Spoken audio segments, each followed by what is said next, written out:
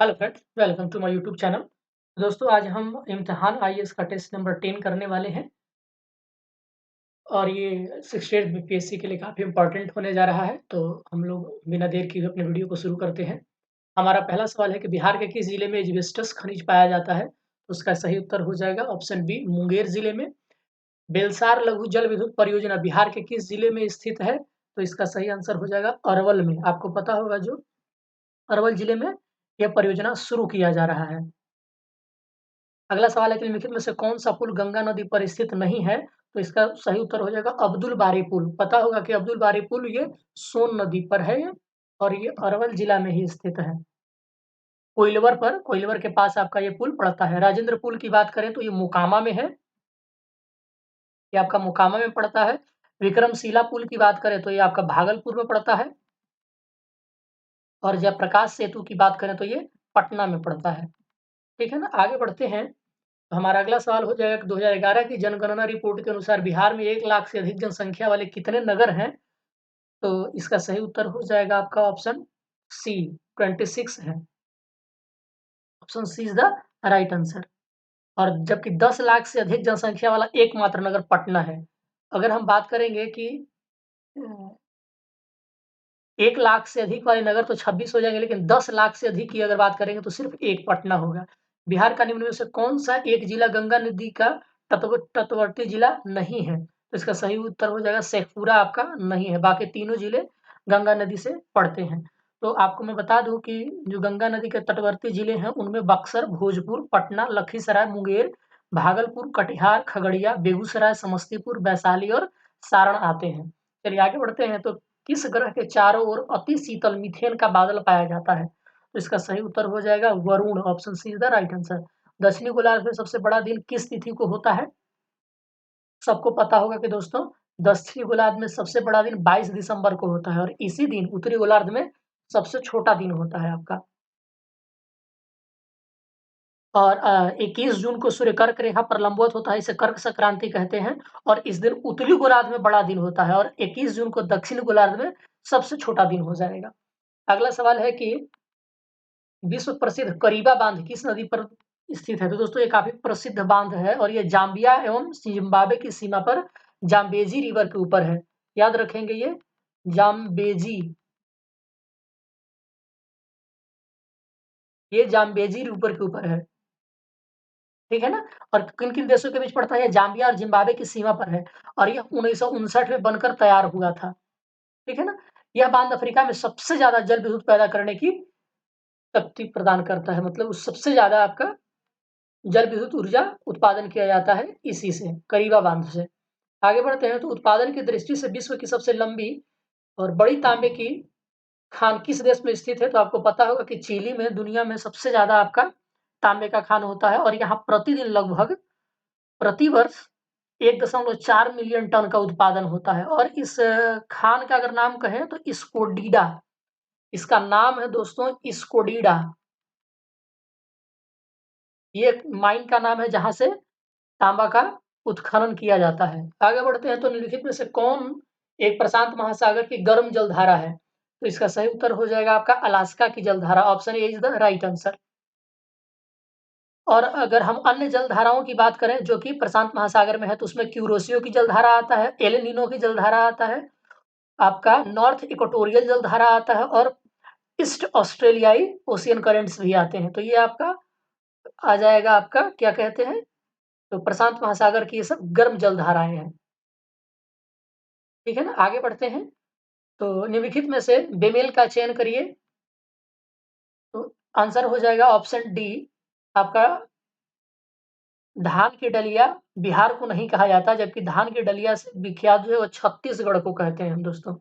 ये आपका छत्तीसगढ़ हो जाएगा। ठीक है ना? चलिए तो आगे बढ़ते हैं। और भारत का मैनचेस्टर किसको कहा जाता है? तो अहमदाबाद को कहा जाता है। और भारत का पिट्सबर्ग किसको कहा जाता है? तो जमशेदपुर को कहा जाता है।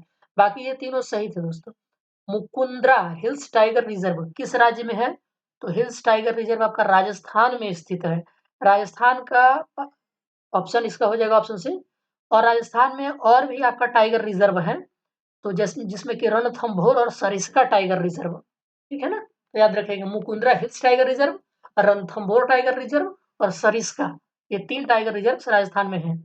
अगला सवाल ये है कि आपको सत्य का मिलान करना है, तो नागार्जुन सागर परियोजना ये आपको कृष्णा नदी पर है, कावेरी नदी पर नहीं है, ये आपका कृष्णा नदी पर है। हीराकुंड बांध परियोजना आपका उड़ीसा के महानदी पर है, ये आपका सही है।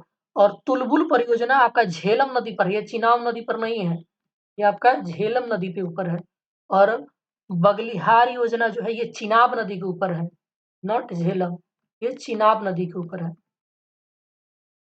ठीक है ना। तो इस तरीके से आपका सही कौन सा हो गया, option B is the right answer. आगे बढ़ते हैं, तो भारत का सर्वाधिक नगरीय जनसंख्या वाला राज्य कौन सा है, तो सबको पता होगा कि ये महाराष्ट्र है, option D is the right answer. जबकि भारत का सर्वाधिक नगरीय जनसंख्या प्रतिशत वाला राज्य, अगर यही परसेंटेज की बात करें तो परसेंटेज में गोवा आता है दोस्तों, और इसका परसेंटेज लगभग आपका हो जाता है 62.2%। यहाँ की जनसंख्या नगरीय है। ठीक है ना।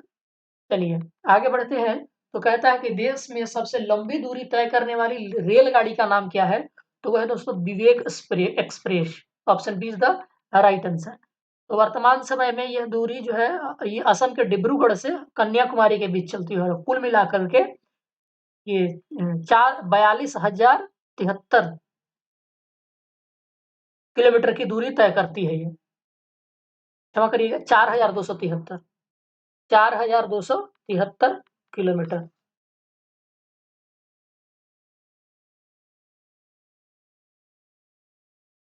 चलिए आगे बढ़ते हैं, तो हमारा अगला सवाल हो जाएगा, अटल सुरंग का निर्माण हिमालय की किस श्रेणी में किया गया है, तो इसका सही आंसर हो जाएगा पीर पांजाल की श्रेणी में। ठीक है ना। इसकी कुल लंबाई भी याद रखिएगा दोस्तों, और 9.02 किलोमीटर अटल सुरंग की लंबाई है। और यह किसको किसको जोड़ता है, तो यह सुरंग मनाली को लाहौल स्पीति से जोड़ता है, याद रखेंगे मनाली को किससे जोड़ता है, तो स्पीति से, लाहौल स्पीति से जोड़ता है ये। चलिए आगे बढ़ते हैं, तो कहता है कि शिवनाथ किस नदी की प्रमुख सहायक नदी है, तो ये आपका महानदी की सहायक नदी है, आपका सही उत्तर सी हो जाएगा।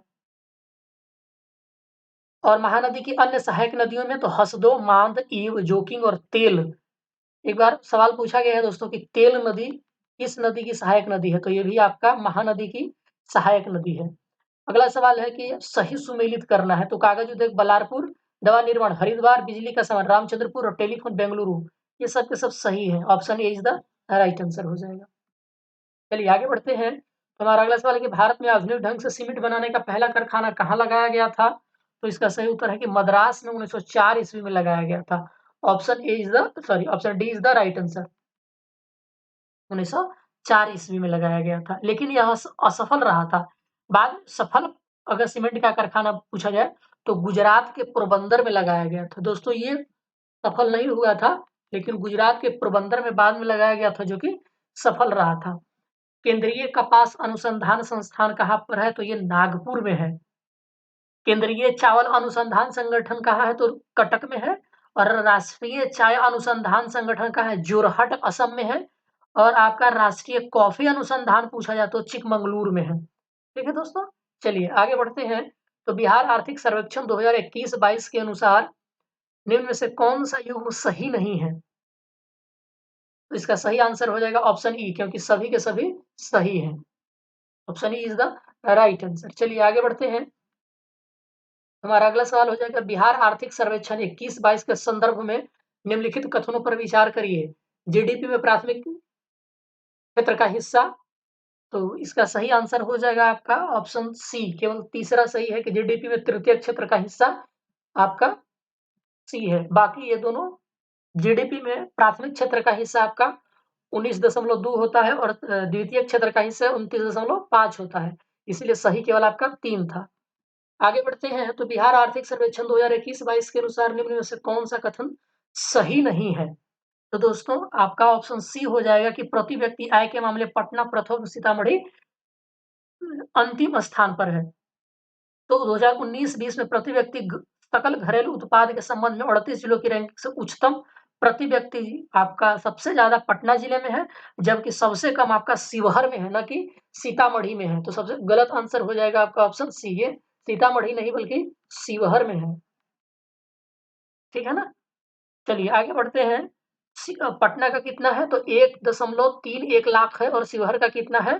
तो ये हो जाएगा 0.19 लाख। याद रखेंगे इस बात को भी आप। तो सबसे 5 समृद्ध जिलों में से कौन-कौन आ जाएँगे? पटना, बेगूसराय, मुंगेर, भागलपुर और रोहतास। और सबसे 5 गरीब जिलों में कौन-कौन से आएँगे? तो शिवहर, अररिया, सीतामढ़ी, पूर्वी चंपारण और मधुबनी आएगा। आगे बढ़ते हैं। तो बिहार आर्थिक सर्वेक्षण 2021-22 के अनुसार बिहार में सितंबर 2020 से सितंबर 2021 के बीच वार्षिक मुद्रास्फीति के संदर्भ में निम्नलिखित कथनों पर विचार करिए। तो मैं आपका इसका आंसर बता देता हूँ, आप ऑप्शन पढ़िए। तो इसका जो ऑप्शन है वो केवल एक सही है, option A is the right answer है इसका। यानी कि वार्षिक स्फीति मुद्रा दर जो है 2.8% ग्रामीण है और 4.9% शहरी है। और अगर समग्र की बात की जाए तो 3.1% है। ठीक है ना दोस्तों? चलिए, अगर यहीं हम भारत की तुलना में बिहार की मुद्रास्फीति कम थी, लेकिन शहरी क्षेत्रों में बिहार में मुद्रास्फीति की दर भारत की तुलना में अधिक थी। तो ग्रामीण क्षेत्रों में जो मुद्रास्फीति दर थी, वो बिहार की मुद्रास्फीति अधिक नहीं कम थी, और शहरी क्षेत्रों में बिहार की तुलना में कम नहीं, ये ज़्यादा थी। ठीक है ना? चलिए तो आगे बढ़ जाते हैं।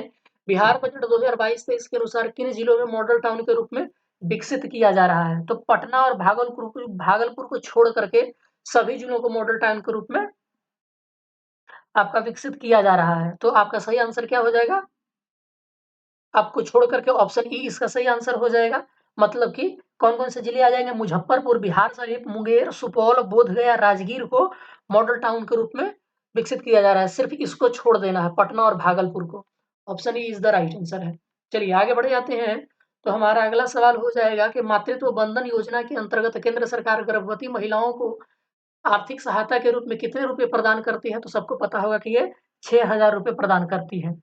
और जो मातृवंदन योजना है, जो केंद्र सरकार की योजना है दोस्तों, ये गर्भवती महिलाओं को आर्थिक मदद के रूप में 6,000 रुपए प्रदान करती है। और ये 2019 के अंतर्गत पहली बार गर्भधारण करने वाली तथा स्तनपान कराने वाली महिलाओं को भी यह आर्थिक प्रदान किया जाता है, आर्थिक सहायता प्रदान किया जाता है। केंद्र सरकार द्वारा स्वामित्व योजना कौन से वर्ष में शुरू की गई थी? तो दोस्तों ये 11 अक्टूबर 1920 को आरंभ किया गया था। ऑप्शन बी इसका सही हो जाएगा। और इसका लक्ष्य है कि 6.62 लाख गांव कवर किए जाएं। चलिए आगे बढ़ते हैं। अगला सवाल ये है कि 15वें वित्त आयोग के अनुसार राज्यों के बीच राजस्व के विभाजन के लिए आयोग ने जो सूत्र प्रस्तुत किया है, उसके मुताबिक कौन सा कथन सही नहीं है? तो जनसंख्या और क्षेत्रफल प्रत्येक के लिए 18%। ये आपका ऑप्शन सी सही नहीं है। Option C is the right answer. तो दोस्तों 15वें वित्त आयोग ने राज्य के बीच कर विभाजन, राज्यों के बीच कर राजस्व के विभाजन के लिए आयोग ने जो सूत्र प्रस्तुत किया, उसके मुताबिक राजस्व हिस्सेदारी का निर्धारण करते समय जनसांख्यिकी प्रदर्शन को 12%, एक बार फिर से देख लेंगे आप, जनसांख्यिकी प्रतिशत को 12.5%, आय के अंतर को 45%, ये दोनों तो आपका सही है। जनसंख्या और क्षेत्रफल प्रत्येक के लिए 15% था, ये 18% नहीं था दोस्तों। और पारिस्थितिकी के लिए 10%, ये सही है आपका।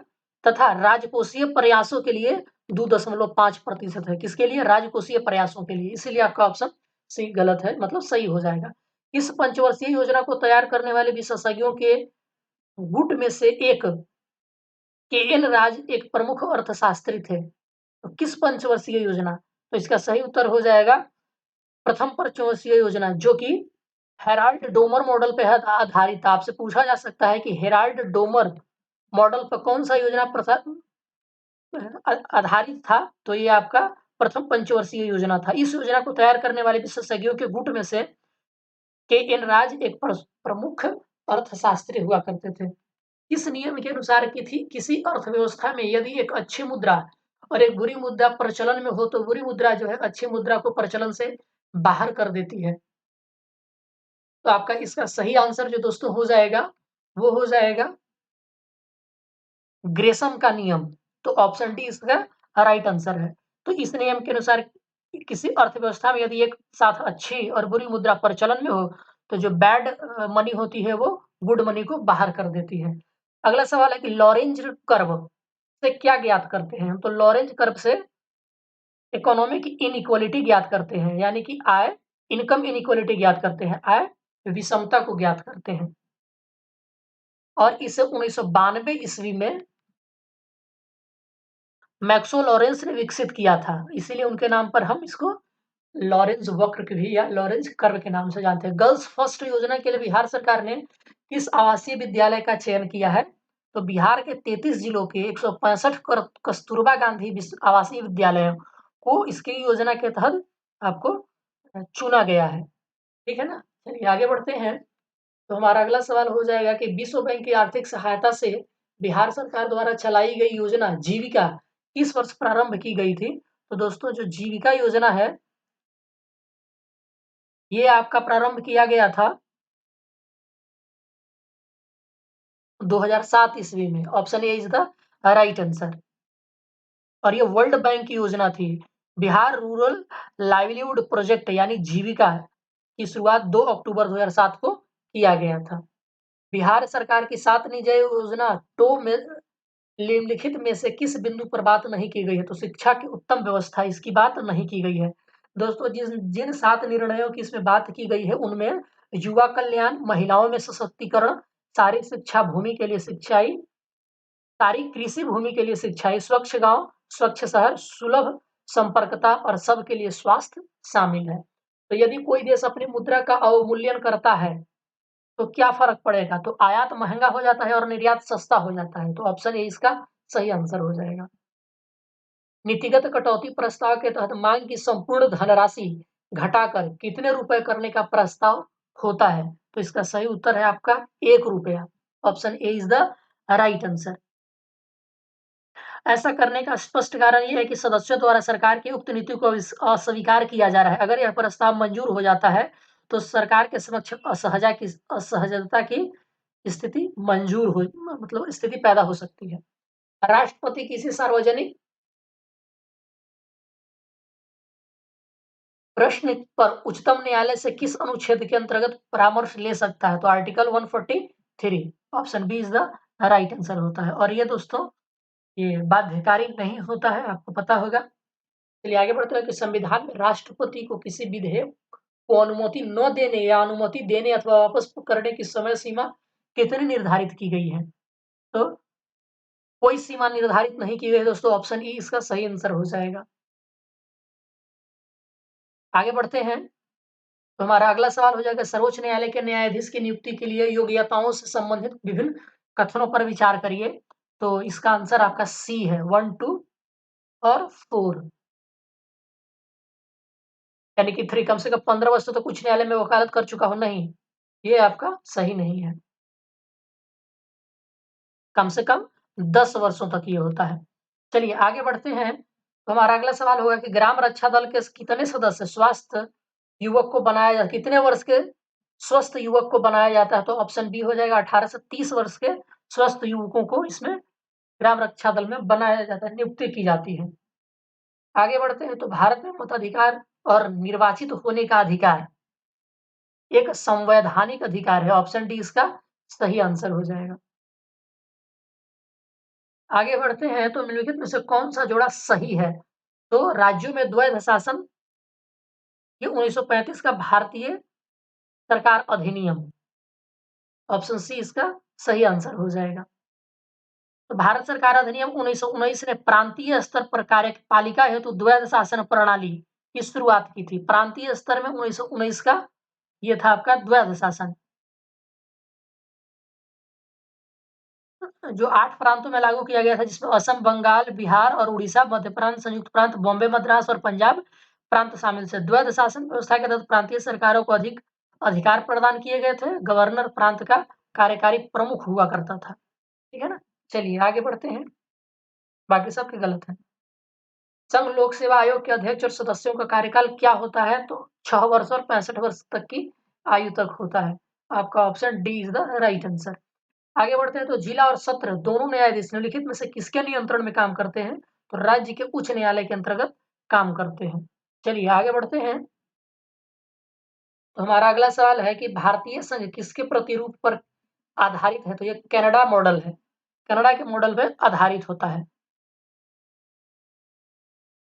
आगे बढ़ते तो संविधान सभा में यह किसने कहा था कि सरकारी नीति के नीतिक निर्देशक सिद्धांत किसी बैंक में देय उस चेक की तरह जिसका भुगतान बैंक अपनी सुविधा के अनुसार करता है? तो ये केटी शाह ने कहा था। ऑप्शन डी इसका सही आंसर हो जाएगा। विधानसभा अध्यक्ष कब तक अपने पद पर बना रह सकता है? तो तब तक बना रह सकता है जबकि नवनिर्वाचित विधानसभा के प्रथम अधिवेशन नहीं हो जाता है, यानी कि option B is the right answer. चलिए आगे बढ़ते हैं। तो समानुपातिक चुनाव व्यवस्था के संदर्भ में निम्नलिखित कथनों पर विचार करिए। तो आप ऑप्शन पढ़ लीजिए क्योंकि इसका आंसर सभी है। Option D is the right answer. अगला सवाल है कि धारा 377 बहुत चर्चा में है दोस्तों आजकल। ऑप्शन बी समलैंगिक संबंधों पर से ये आधारित है। आईपीसी सेक्शन 377 की वैधता पर सुप्रीम कोर्ट अपने फैसले में समलैंगिक संबंध को अपराध की श्रेणी से बाहर कर दिया है, क्योंकि इसीलिए ये चर्चा में रहता है। अगला सवाल है कि पंचायती राज संस्थाओं को संवैधानिक मान्यता हेतु किस समिति ने सिफारिश की थी? तो आपको सबको पता होगा कि एल.एम. सिंघवी समिति ने ये सिफारिश की थी। Option B is the right answer हो जाएगा। बलवंत राय मेहता समिति एक लोकतांत्रिक विकेंद्रीकरण स्थानीय सरकार की स्थापना का सुझाव दिया, जिसे पंचायती राज व्यवस्था का नाम जाना जाता है। ये 3 टियर थे, ये 2 टियर थे। चलिए ऑप्शन आपका बी आंसर सही है। कंफ्यूज मत होइएगा कि मैंने ये क्या कर दिया। आगे बढ़ते हैं। तो हमारा अगला सवाल हो जाएगा, वर्ल्ड हैबिटेट अवार्ड 2023 किस राज्य के जग्गा मिशन ने जीता है? तो अब यहाँ पर दो सवाल उत्पन्न हो जाता है कि जग्गा मिशन किस राज्य का है और इस मिशन को वर्ल्ड हैबिटेट अवार्ड 2023 भी मिला है। तो इसका सही उत्तर हो जाएगा उड़ीसा राज्य को दिया गया है। Option C is the right answer. Orissa ने राज्य की 5 टी, कौन कौन सी टी? तो ट्रांसपेरेंसी और आपका टेक्नोलॉजी, टीम वर्क, टाइम और आपका परिवर्तन, पहले जग्गा मिशन के लिए वर्ल्ड हैबिटेट अवार्ड 2023 जीता है। जग्गा मिशन दुनिया का सबसे बड़ा भूमि शीर्षक और झुग्गी उन्नयन कार्यक्रम है। इसका उद्देश्य झुग्गी वासियों के जीवन को सशक्त बनाना है। अगला सवाल है कि ब्रिटेन के वर्तमान सम्राट कौन बने हैं? तो किंग्स चार्ल्स तृतीय बने हैं और ये महारानी एलिजाबेथ द्वितीय के मरने के बाद ये बने हैं और ये 73 साल की उम्र में राजा बने हैं। भारत का पहला केबल स्टे कम सस्पेंशन ब्रिज किस नदी पर बनेगा? तो इसका सही उत्तर है, ये केंद्र सरकार ने आंध्र प्रदेश और तेलंगाना में कृष्णा नदी पर प्रतिष्ठित केबल स्टे कम सस्पेंशन ब्रिज को मंजूरी दे दी है और यह पुल भारत का पहला केबल स्टे कम सस्पेंशन ब्रिज होगा। तो 53 का आपका बी आंसर सही हो जाएगा, कृष्णा नदी पर। विश्व का पहला कृत्रिम भ्रूण किस देश के वैज्ञानिकों के द्वारा विकसित किया गया है? तो इसका सही उत्तर हो जाएगा इजराइल के द्वारा। Option C is the right answer हो जाएगा।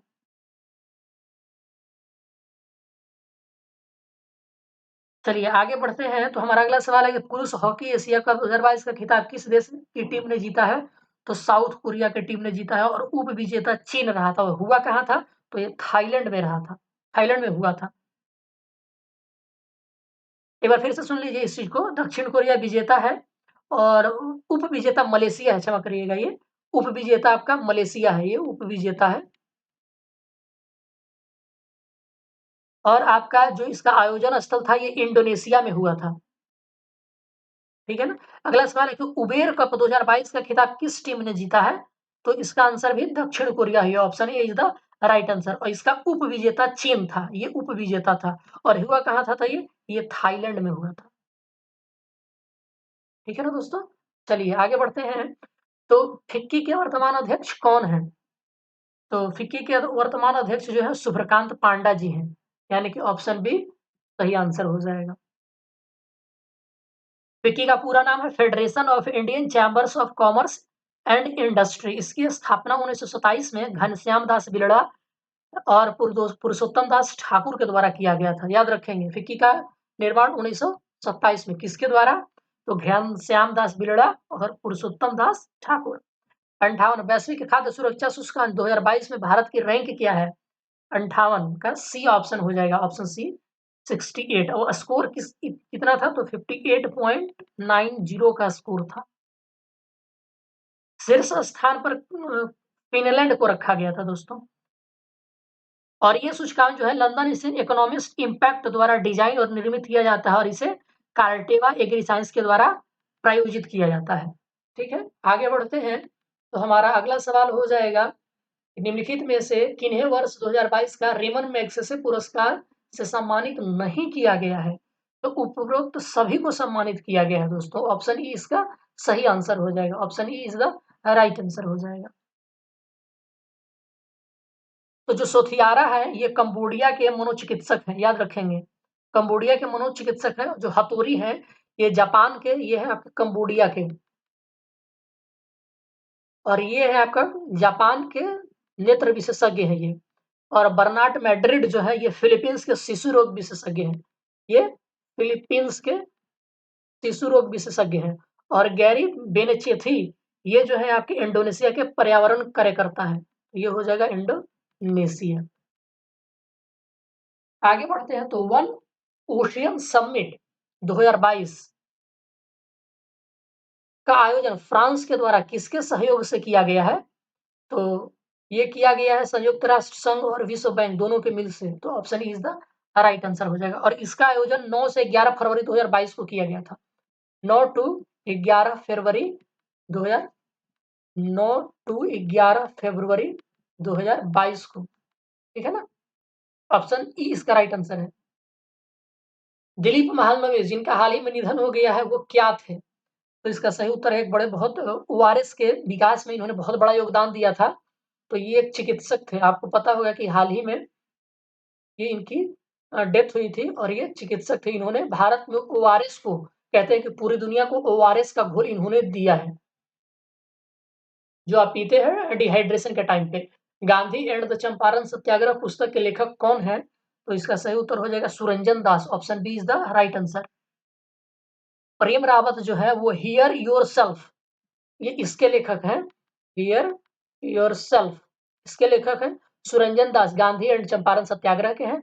और राखी कपूर जी नाउ यू ब्रीद, इनके किताब का नाम है नाउ यू ब्रीद। और दीपक चटर्जी जो है इनके किताब का नाम है the millennium Yogi. The millennium Yogi. ठीक है दोस्तों, चलिए आगे बढ़ते हैं। अंतर्राष्ट्रीय शिक्षक दिवस 2022 की थीम क्या थी? तो दोस्तों शिक्षा का परिवर्तन शिक्षकों से शुरू होता है, यानी कि ऑप्शन सी इसका सही आंसर हो जाएगा। आगे बढ़ते हैं कि सितविनी राबुका किस देश के प्रधानमंत्री बने हैं? तो ये फिजी के प्रधानमंत्री बने हैं दोस्तों। Option B is the right answer. एक क्वेश्चन रह गया, स्वामी रामानुजाचार्य जी की प्रतिमा स्टैच्यू ऑफ पीस का अनावरण कहाँ किया गया है? तो ये जम्मू कश्मीर में किया गया है और ये 7 जुलाई 2022 को श्री अमित शाह जी के द्वारा इसका वीडियो कॉन्फ्रेंसिंग के जरिए अनाग्रेशन किया गया था। याद रखेंगे, statue of peace Shri Ramanujacharya कहाँ पर? तो श्रीनगर में किया गया है। जम्मू कश्मीर के कहा? श्रीनगर में किया गया है ये।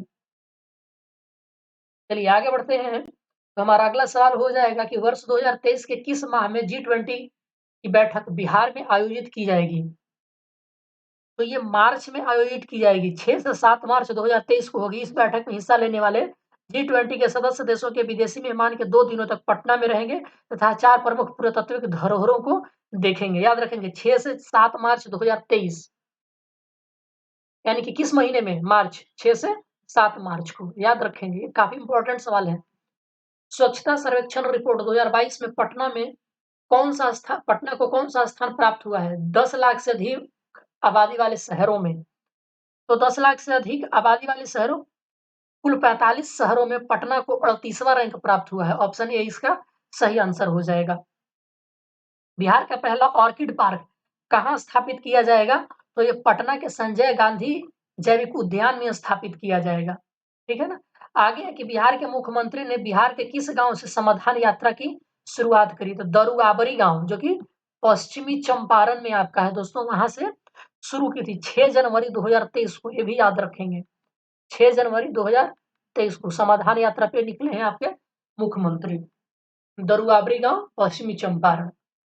बिहार में किस तिथि से जाति आधारित जनगणना की शुरुआत हुई? तो इस सवाल का जवाब तो हर किसी को पता होगा, 7 जनवरी 2023 को। Option C is the right answer. भारत और अमेरिका के बीच वज्र प्रहार 2022 संयुक्त अभ्यास कहाँ संपन्न हुआ है? तो इसका सही उत्तर हो जाएगा ऑप्शन सी, हिमाचल प्रदेश में। तो भारत अमेरिका संयुक्त विशेष बल अभ्यास वज्र प्रहार 2022 का 13वां संस्करण था दोस्तों ये।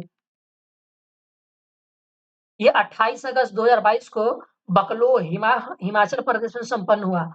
इससे पहले इसके 12वें संस्करण को अक्टूबर 2021 में अमेरिका के वाशिंगटन स्थित ज्वाइंट बेस लुइस मैककॉर्ड में आयोजित किया गया था। तो 12वां अमेरिका में और 13वां इंडिया के हिमाचल प्रदेश में। ठीक है ना? आगे बढ़ते हैं। तो केंद्र सरकार ने हाल ही में किस राज्य में बल्क बल्क ड्रग पार्कों के निर्माण की सैद्धांतिक मंजूरी प्रदान की है? तो इसका सही उत्तर हो जाएगा ऑप्शन ई, इसका राइट आंसर है।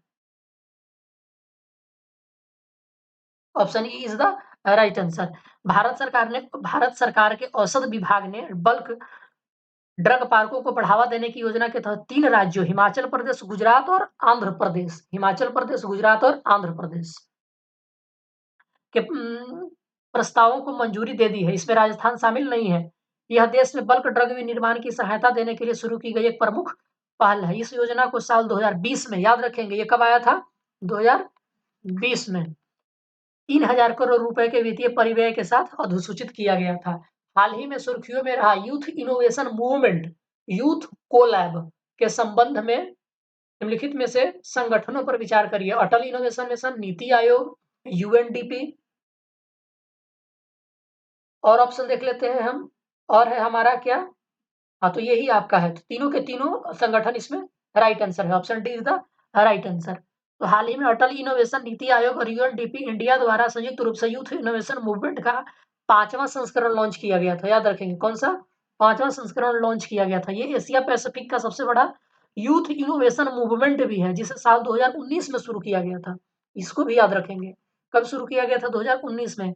इसका उद्देश्य है नेतृत्व, सामाजिक नवाचार और उद्यमिता के जरिए सतत विकास राज्यों के क्रियान्वयन में तेजी लाने के लिए, युवाओं को सशक्त बनाने के लिए, एशिया प्रशांत क्षेत्रों के लिए एक सामान्य एजेंडा तय करना। हाल ही में निम्नलिखित में से किस हिमालयी पौधे को IUCN की रेड लिस्ट में शामिल नहीं किया गया है?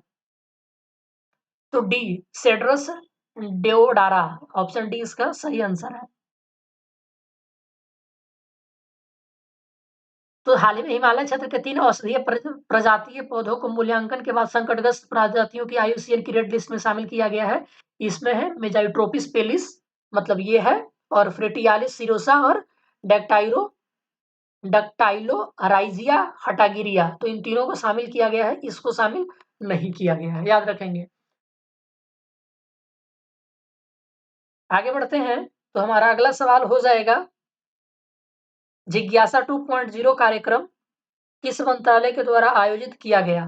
तो इसका सही उत्तर है विज्ञान एवं प्रौद्योगिकी मंत्रालय के द्वारा। ऑप्शन ए सही आंसर है। तो इसके बारे में हम जान लेते हैं कि जिज्ञासा 2.0 क्या है। तो जिज्ञासा केंद्रीय विद्यालय के सहयोग से CSIR द्वारा एक छात्र वैज्ञानिक संपर्क कार्यक्रम है, और इसका उद्देश्य स्कूली छात्रों और वैज्ञानिकों को जोड़ना है, ताकि एक बहुत ही सुनियोजित अनुसंधान प्रयोगशाला आधारित शिक्षा के साथ छात्रों की कक्षा की शिक्षा का विस्तार किया जा सके।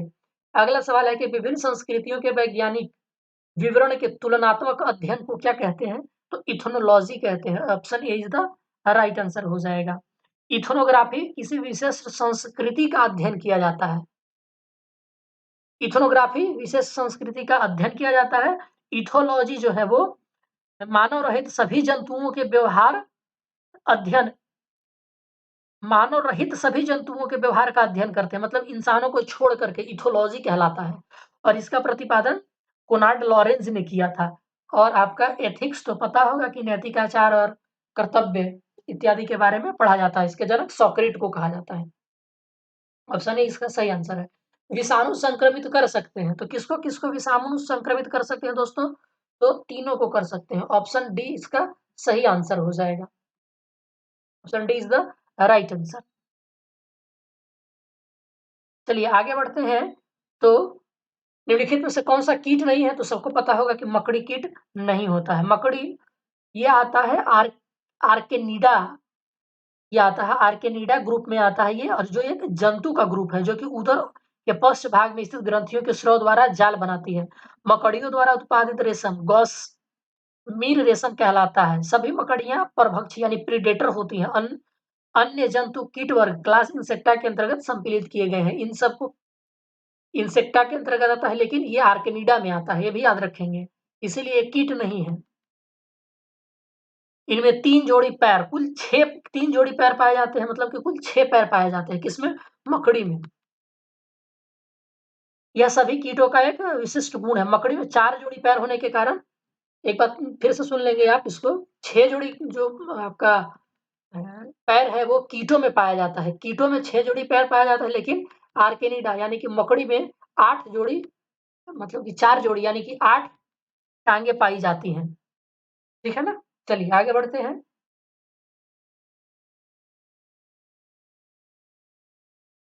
चलिए हमारा अगला सवाल है कि शरीर में ऊतकों का निर्माण होता है, तो किससे होता है? तो प्रोटीन से होता है। ऑप्शन सी इसका सही आंसर हो जाएगा। अगला सवाल है कि कोशिका में उपस्थित क्रोमोसोम के संदर्भ में निम्नलिखित कथनों पर विचार करिए। तो ये तीनों कथन इसके सही है। ऑप्शन डी सही आंसर हो जाएगा। निम्नलिखित में से कौन सा सही सुमेलित नहीं है दोस्तों? तो बी और डी सुमेलित नहीं है। तिलचट्टे का बहिकंकाल ये काइटिन का बना होता है, न कि सुक्रोज का बना होता है। और छिलका उतरा हुआ आलू प्रोटीन नहीं, ये आपका स्टार्च का बना होता है। तो ऑप्शन ई इसका सही आंसर हो जाएगा। आगे बढ़ते हैं। तो शर्करा किस रूप में फ्लोएम के द्वारा ले जाई जाती है? तो ये सुक्रोज के रूप में ले जाया जाता है। ऑप्शन डी इसका सही आंसर हो जाएगा। ठीक है ना? चलिए आगे बढ़ते हैं। तो अगला सवाल है कि मानव तंत्र में निम्नलिखित में से कौन सा एक पाचक एंजाइम नहीं है? तो गैस्ट्रिन आपका एक एंजाइम नहीं है। गैस्ट्रिन जो है एक पेप्टाइड हार्मोन होता है। क्या होता है दोस्तों? ये हार्मोन होता है, एंजाइम नहीं होता, जो कि पेट के पारस्विक कोशिकाओं द्वारा गैस्ट्रिक एसिड HCl के स्राव को उत्तेजित करता है। गैस्ट्रिक गतिशीलता में सहायक होता है। यह जीव कोशिकाओं द्वारा पेट, ग्रहणी और अग्न्याशय के पाइलोरिक एंट्रम में स्रावित होता है। जबकि ट्रिप्सिन, टायलिन, पेप्सिन ये पाचक एंजाइम्स हैं, जिनका स्राव क्रमशः अग्न्याशय, लार ग्रंथि और अमाशय के द्वारा होता है। ट्रिप्सिन, पेप्सिन और टाइलिन, ये सब क्या है दोस्तों? तो ये आपका पाचक एंजाइम्स हैं। और ट्रिप्सिन अग्नाशय से निकलता है, याद रखेंगे ये अग्नाशय से निकलता है। और पेप्सिन आपका अमाशय के द्वारा निकलता है। और टायलिन जो है वो लार ग्रंथि से निकलता है, ये भी याद रखेंगे। कुछ विटामिन वसा में घुलनशील है, जबकि अन्य घुलन जल में घुलनशील है। निम्नलिखित से कौन से जल में घुलनशील है? तो सबको जनरली पता होता है कि विटामिन बी और सी जल में विलय होते हैं, जबकि विटामिन ए, डी, ई और के वसा में विलय होते हैं। 84 का डी इसका आंसर हो जाएगा। आप कमेंट करके बताओ कि कौन सा एक एक्सेप्शन है विटामिन बी में दोस्तों, कि कौन सा विटामिन जो है वो, कौन सा विटामिन बी, मतलब विटामिन 6, विटामिन 5, विटामिन 12, कौन सा विटामिन जो है वो जल में घुलनशील नहीं होता? ऐसे तो जनरली सारे विटामिन बी आपके जल में घुलनशील होते हैं, लेकिन एक विटामिन बी है जो जल में घुलनशील नहीं होता है। आपको बताना है कमेंट करके। हृदय के धड़कन नियंत्रित करने के लिए निम्नलिखित में से कौन सा खनिज आवश्यक है? तो इसका सही उत्तर हो जाएगा potassium. Option C is the right answer. तो पोटेशियम हृदय की धड़कन और नाड़ी संस्थान के कार्य को संचालित करने में सहायक होता है। यह पोटेशियम की कमी से निम्न रक्तचाप, लो ब्लड प्रेशर की बीमारी होती है। मांस, मछली, अनाज, फल, सब्जियां इत्यादि पोटेशियम के अच्छे स्रोत हैं। चलिए आगे बढ़ते हैं। तो हमारा अगला सवाल हो जाए, निम्नलिखित में से कौन सा एक एंटी ड्यूरेटिक हार्मोन्स भी कहलाता है, यानी प्रतिमूत्रक हार्मोन्स, इसको अंग्रेजी में कहते हैं एंटी ड्यूरेटिक हार्मोन्स। तो इसका सही उत्तर हो जाएगा vasopressin. Option B is the right answer. तो वासोप्रिन को एंटी ड्यूरेटिक हार्मोन्स भी कहते हैं, ADH। यह पीयूष ग्रंथि की पश्चपाली द्वारा स्रावित होता है। यह किडनी की नलिकाओं द्वारा जल के अवशोषण को बढ़ावा देता है। यदि शरीर में इस हार्मोन की कमी हो जाती है तो मूत्र में जल की मात्रा बढ़ जाती है। वैसोप्रिन के अल्प श्रवण के समय जल का पुनः अवशोषण कम होगा। मूत्र में जल की अधिक मात्रा उत्सर्जित होने की स्थिति को डाइयूरेसिस या डायबिटीज इम्पिडिस भी कहा जाता है। ठीक है ना? एक बीज के अंकुरण के लिए निम्नलिखित में से कौन से 3 परिस्थितियां सर्वाधिक महत्वपूर्ण है? तो इसका सही उत्तर हो जाएगा ऑप्शन बी, पानी, उचित तापमान और ऑक्सीजन। चलिए आगे बढ़ जाते हैं। तो अगला सवाल है, सबसे कम द्रव्यमान वाला कण कौन सा है? तो फोटोन है। प्रोटॉन दोस्तों ये मासलेस होता है। और फोटॉन के बारे में जो सैद्धांतिक जानकारी है वो आइंस्टाइन ने दी थी और नामकरण इसका जीएन लेवाइस ने किया था। ठीक है, इसका भार शून्य होता है। निम्नलिखित में से किस बंध में धनायन और ऋणायन का निर्माण होता है? तो सबको पता होगा दोस्तों कि जो आयोनिक बॉन्ड होते हैं उसमें ये निर्माण होता है, यानी कि option C is the right answer. कोयले का दहन किस प्रकार की एक अभिक्रिया है? तो आपको पता होगा कि ये संयोजन अभिक्रिया होता है। कोयला का मतलब कार्बन और जलने का मतलब ऑक्सीजन के साथ अभिक्रिया, यानी कि CO2 बनता है और ये संयोजन अभिक्रिया है। Option A is the right answer. Nuclear reactor में प्रयोग किया जाने वाला विमंदक कौन सा है? तो नाभिकीय तकनीकी में उन पदार्थों को न्यूट्रॉन विबंधक कहते हैं जो तीव्र इलेक्ट्रॉनों को के वेग को कम करके उन्हें मंद इलेक्ट्रॉन में परिवर्तित कर देते हैं। यूरेनियम 235 विखंडित होने वाले पदार्थ तीव्र न्यूट्रॉन की अपेक्षा मंद न्यूट्रॉन से अधिक तेजी से नाभिकीय अभिक्रिया करते हैं। साधारण जल, ग्रेफाइट, भारी जल आदि प्रमुख विमंदक हैं।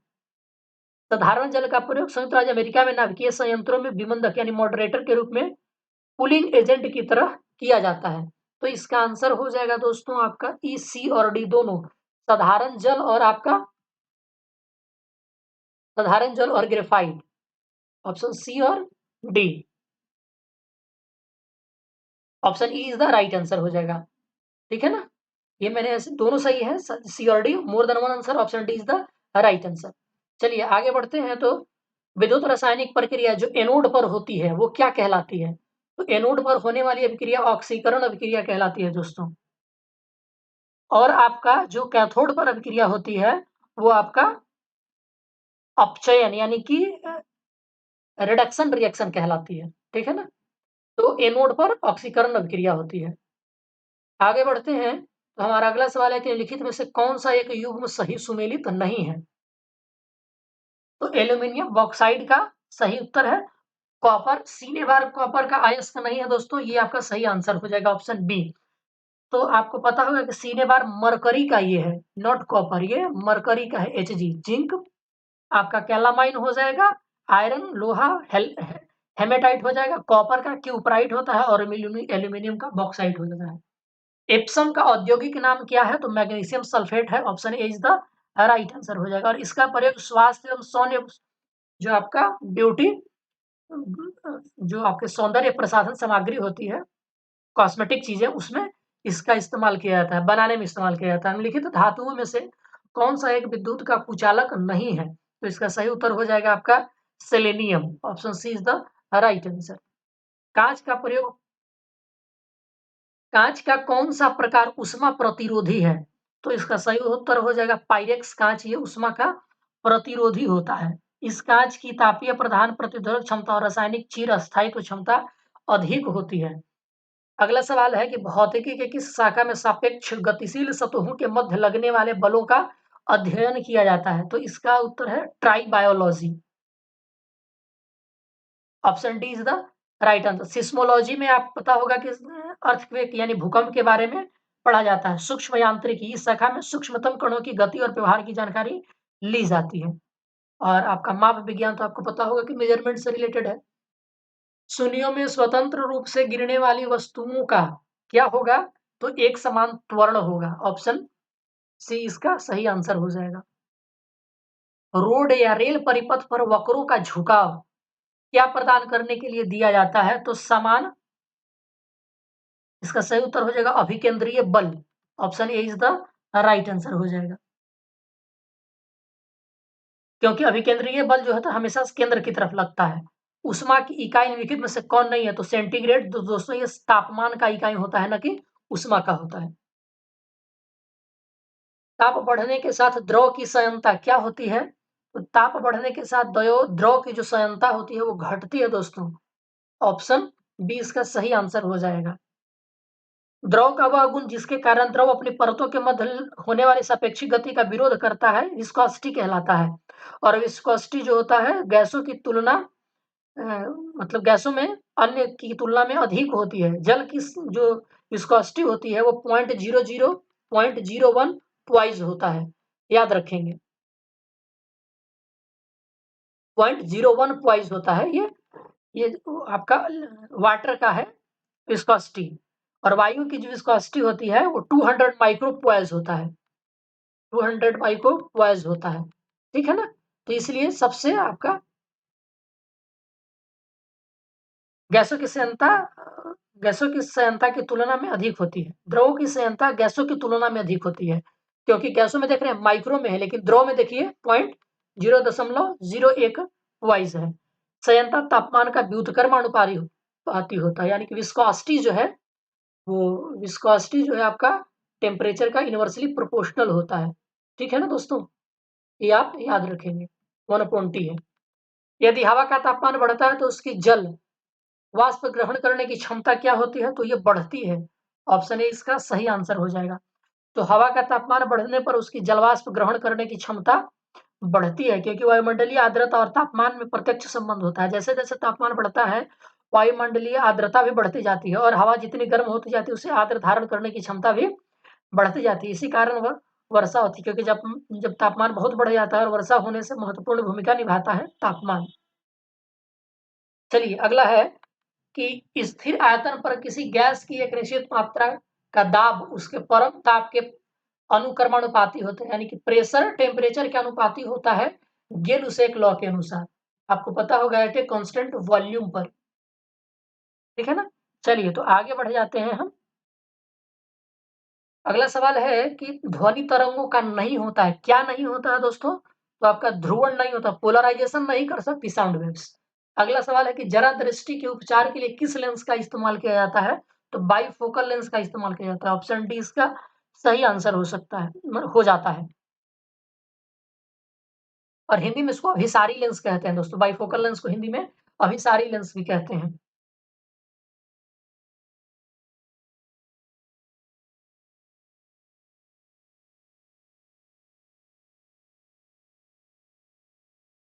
अगला सवाल ये है कि डचों द्वारा भारत में अपनी पहली कोठी कहाँ खोली गई थी, तो इसका सही आंसर हो जाएगा मसूलीपट्टनम में, ठीक है ना। आगे बढ़ते हैं, तो हमारा अगला सवाल हो जाएगा कि निम्न में से किसने गीता का अंग्रेजी में अनुवाद किया था, तो इसका सही उत्तर हो जाएगा आपका विलियम विल्किंस ने किया था। Option D is the right answer. Raja Ram Mohan Roy के सहयोग से किसने 1829 में सती प्रथा को समाप्त किया था, तो सबको पता होगा कि 1829 में कौन थे, आपके लॉर्ड विलियम बेंटिक थे। बेंटिक ने ही स्लीमैन की सहायता से 1830 ईस्वी में ठगी प्रथा को भी इसी ने खत्म किया था। किसके मदद से, स्लीमैन की मदद से। चलिए आगे बढ़ते हैं, तो 1850 ईस्वी में बंबई में किसके नेतृत्व में भारतीय राष्ट्रीय कांग्रेस की स्थापना की गई थी, तो एओ ह्यूम के नेतृत्व में की गई थी। ऑप्शन बी सही आंसर हो जाएगा। आगे बढ़ते हैं, तो लॉर्ड कर्जन के द्वारा बंगाल विभाजन की घोषणा कहाँ की गई थी, तो इसका सही उत्तर है शिमला में 1905, 16 अक्टूबर 1905 को किया गया था। कहाँ पे किया गया था दोस्तों, शिमला में किया गया था। Option D is the right answer. तो घोषणा 19 जुलाई 1905 को की गई थी, याद रखेंगे घोषणा कब की गई थी, 19 जुलाई 1905 को। लागू कब हो गया था, 16 अक्टूबर 1905 को। ये बहुत बार पूछा गया है दोस्तों, याद रखेंगे। मोपला विद्रोह किस क्षेत्र में हुआ था, तो केरल में हुआ था, सही आंसर हो जाएगा, और ये 1920 ईस्वी में हुआ था, ठीक है ना। और इसके प्रमुख नेता थे अली मुसलियार थे। प्रारंभ में यह आंदोलन अंग्रेजी हुकूमत के खिलाफ था, लेकिन बाद में इसे सांप्रदायिक रूप धारण कर लिया था। अगला सवाल ये है कि निम्न में से बेमेल का चयन करना है आपको, तो कर मत दो, ये महात्मा गांधी नहीं है। Option C is the right answer. कर मत दो सरदार वल्लभ भाई पटेल का है, ये याद रखेंगे, ये सरदार वल्लभ भाई पटेल का नारा था, कर मत दो।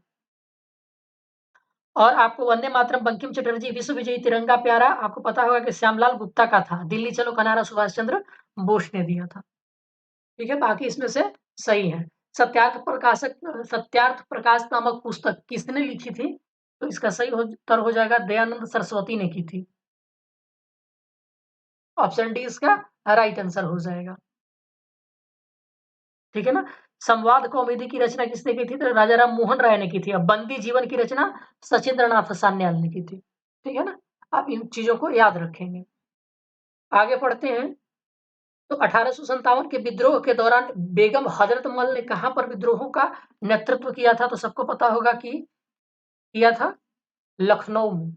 ऑप्शन सी इसका सही आंसर है। किस व्यवस्था के अंतर्गत भूमि पर ग्राम समुदाय का सामूहिक अधिकार होता था, तो महालवाड़ी व्यवस्था में ऐसा होता था। ऑप्शन बी इसका सही आंसर हो जाएगा।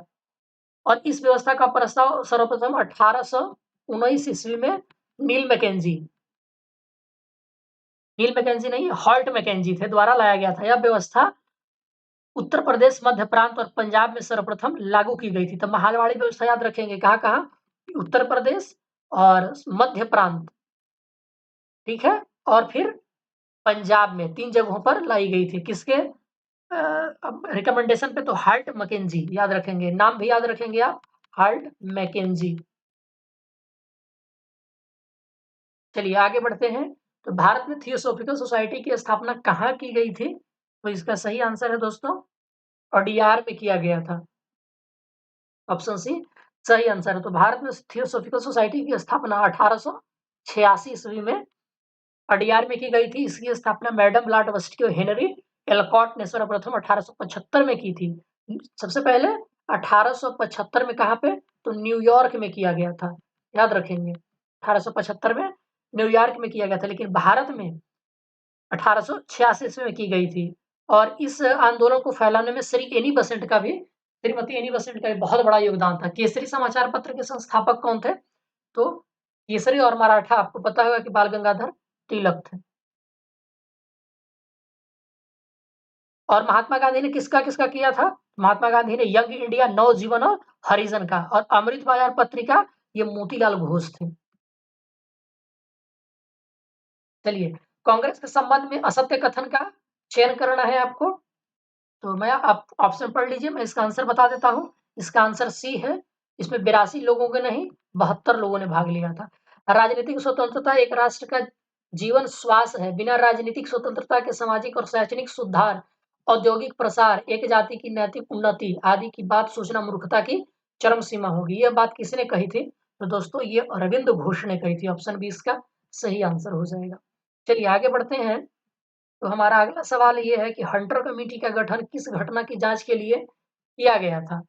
तो इसका सही उत्तर है जालियांवाला बाग हत्याकांड की जांच करने के लिए हंटर कमेटी का आपको गठन किया गया था। और इसमें 5 अंग्रेज और 3 भारतीय सदस्य थे। कुल 8 सदस्य थे, जिसमें 5 आपका इंग्लिशमैन थे और 3 इंडियन थे। ठीक है, चलिए भारतीय सदस्यों में कौन कौन थे? तो याद रखेंगे, सर चीमन सीतलवाड़, साहबजादा सुल्तान अहमद और जगत नारायण थे।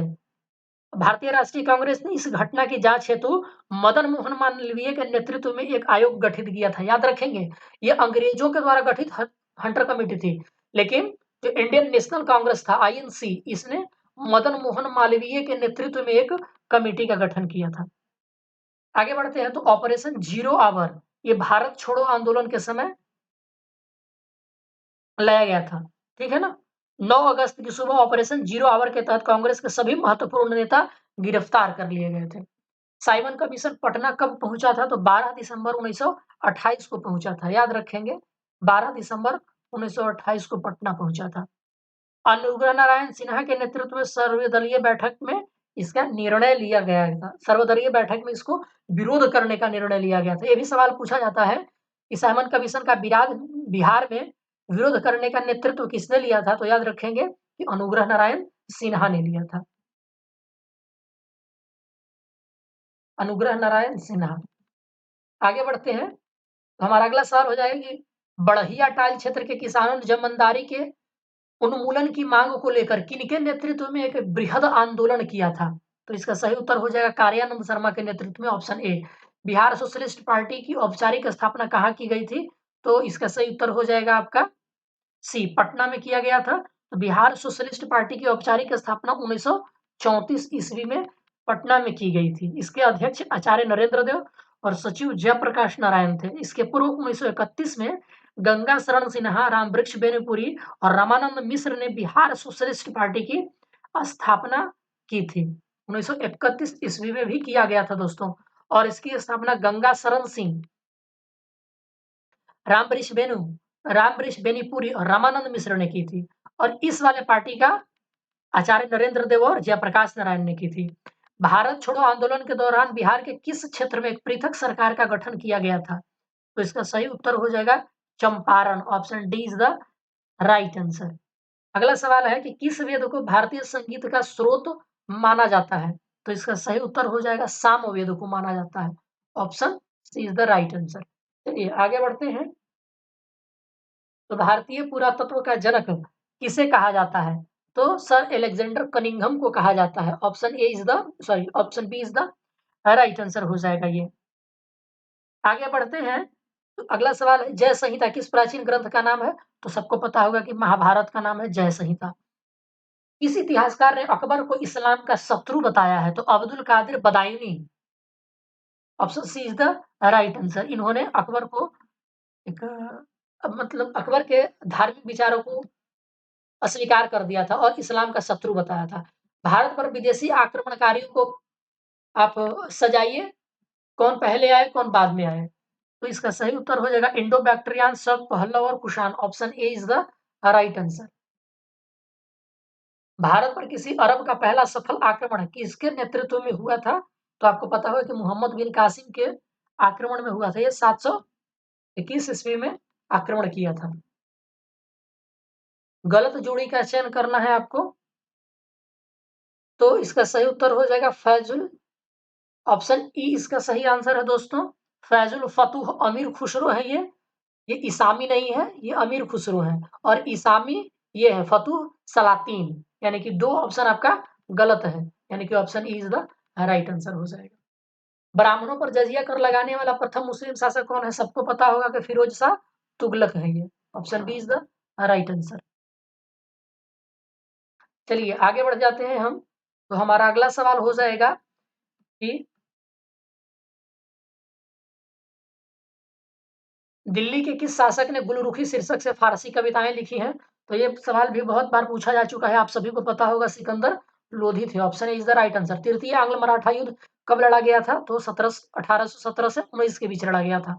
मतलब ऑप्शन डी इसका सही आंसर हो जाएगा। और 1818 ईस्वी में पेशवा बाजीराव कोरेगांव और अस्टी में हार गया था और मैलकन के सामने आत्मसमर्पण कर दिया था। ठीक है ना? आगे बढ़ते हैं। तो अंग महाजनपद वर्तमान में किस स्थान पर नहीं फैला था? तो ये भागलपुर और मुंगेर के क्षेत्र में फैला हुआ था और इसकी राजधानी चंपा नगरी थी या चंपानगर थी। ये बी ऑप्शन हो जाएगा सुपौल। शिशुनाग ने अपनी राजधानी कहाँ बनाई थी? तो इसका सही उत्तर है वैशाली में बनाई थी। Option C is the right answer. Nalanda Mahavihara की स्थापना किसने की थी? तो सबको पता होगा कुमारगुप्त प्रथम ने किया था। 415 से 455 ईस्वी तक इनका शासनकाल रहा था, कुमारगुप्त प्रथम ने। हैबत जंग का मकबरा कहाँ स्थित है? तो दोस्तों हैबत जंग का मकबरा जो है ये पटना शहर में स्थित है। 139 का option is the right answer. गुरु गोविंद सिंह का जन्म कब हुआ था? तो 26 दिसंबर 1666 को हुआ था। ऑप्शन बी इसका सही आंसर हो जाएगा। और यहीं पर इनकी एक बहुत ऊंची प्रतिमा लगाई गई है। यदि 15 सेंट अब दोस्तों यहाँ से 140 150 तक मैथ के सवाल से हैं, आपके सीसेंट के सवाल है, तो इनका मैं आंसर बता देता हूँ फटाफट और आप सॉल्व करके देखिए आपका सही होता है कि नहीं होता है। तो 141 का जो आंसर है वो आपका ऑप्शन ई है 141 का,